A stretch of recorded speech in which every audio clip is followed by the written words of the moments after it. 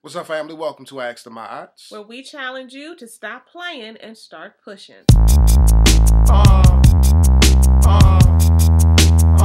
1 2 1 2. 1 2 1 2. My dog is bigger than him. This right here is my pumpkin pie. This right here, this is my baby wavy. How you say? Hey, we sound kind of corny, don't we, y'all?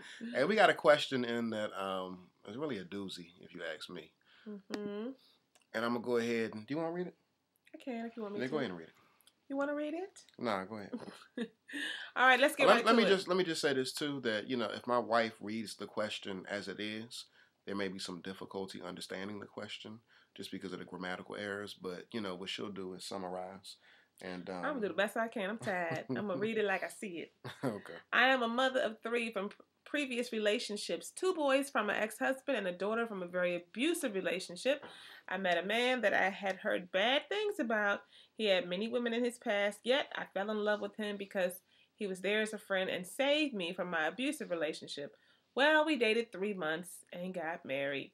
Yes, there were signs that it should not have happened, yet I went through with it. He has many issues like not talking to me for days, and we're in the same house. He sleeps on the couch for no reason. I begged him to come to bed. He says it's what he's always done. He doesn't like my oldest son. Yes, my oldest son has issues, but I feel like being an adult, you should lay down rules and not leave your house to stay with your mother for 2 months.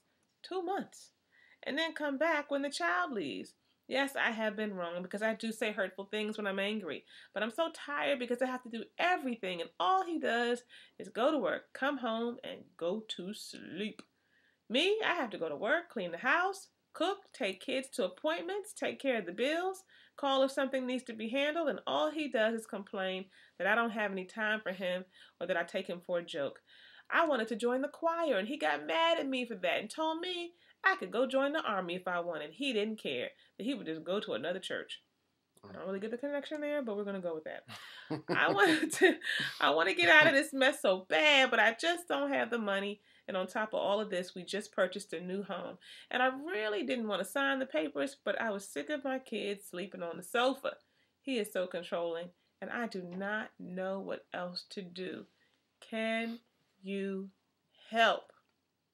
This letter for me is problematic on a number of levels because it seems as though even though you're complaining about being a victim, I think you found a way to get, excuse me, real comfortably nestled into the role of victimhood. I think that you need to really take a good look at yourself and ask yourself, why am I tolerating this foolishness? Mm-hmm. Why am I putting up with this mess? And for you to say that he came to the rescue, he rescued you from an abusive relationship, and by virtue of him being Superman, you decided to engage in this relationship with him, and Only 3 months yeah, later they got married, right? yeah, and then you qualified him, and you also you screened him by saying that he's been in other relations. He's not a good guy. You basically said he's not a good guy, but yet after 3 months you choose to get into a relationship with him. Mm-hmm. I mean, that right there, again, that's problematic.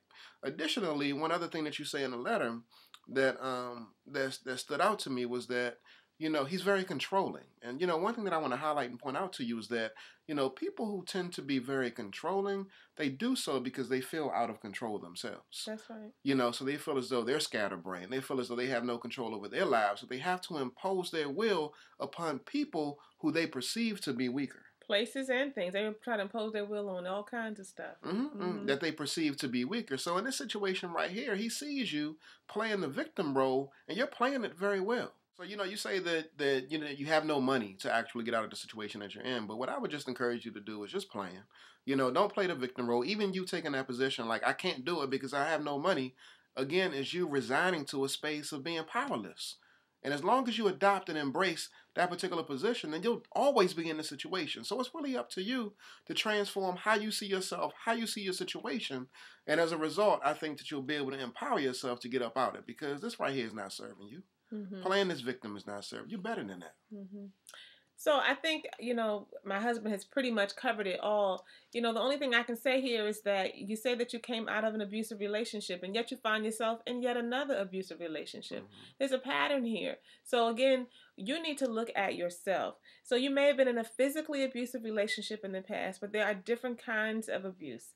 There is emotional, mental, spiritual abuse. And so that's happening here because for whatever reason, you are doing all these different things. You're not getting any kind of emotional, mental, physical support from this man. It doesn't sound like. And this joint is just what is it? Flicted. It's just crazy to begin with. It's just flicted. I'm just gonna call it what it is, because again, you didn't really know him like that. He came and got you from another relationship, rescued you, so you say, and then you just latched on to him. But the reality is that you need to latch on to yourself. You need to figure out, how do you depend on you? You are letting yourself down.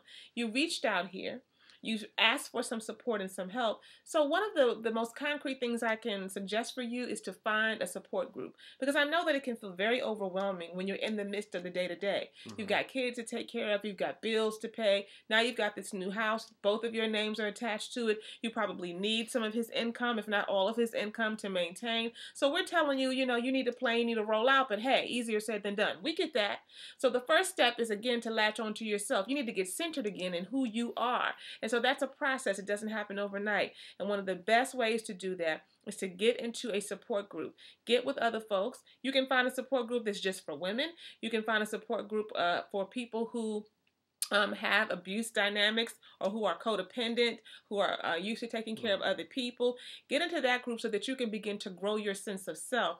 And then from that place, begin to create a plan as to how you want to move forward in your life. But this isn't working.